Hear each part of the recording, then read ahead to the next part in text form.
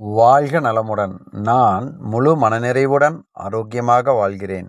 இந்த வாழ்க்கையை வழங்கிய பிரபஞ்சப் பேராற்றலுக்கு மிக்க நன்றி, மிக்க நன்றி, மிக்க நன்றி.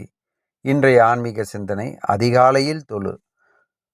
பூந்தடாகத்தில் மலரும் குமுத மலரே, நான் வண்டாகி உன்னுள் சுரக்கும் பிரேமைத் தேனை சுவைத்து ரிங்காரமிடுவேன்.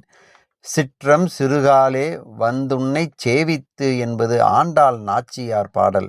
இந்த பிறவியில் மட்டுமின்றி இனிவரும் 7 பிறவிகளிலும் உனக்கே ஆட்பட்டு உந்தன் பணியையே செய்பவர்களாக நாங்கள் இருக்க வேண்டும் என்று ஆண்டாள் அதிகாலையில் கண்ணனிடம் பிரார்த்திக்கிறாள். சிற்றஞ்சிறுகாலே என்பது அதிகாலை 2:15 மணியை குறிக்கிறது.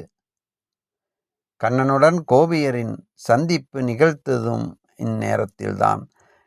புனிதமான நேரத்தில் எழுந்து இறைவனைத் தொழுதால் நமக்குள் நிறைந்துள்ள வீணான ஆசைகள் அழியும். இறைவனைக் கண்டு பேச விருப்பமா?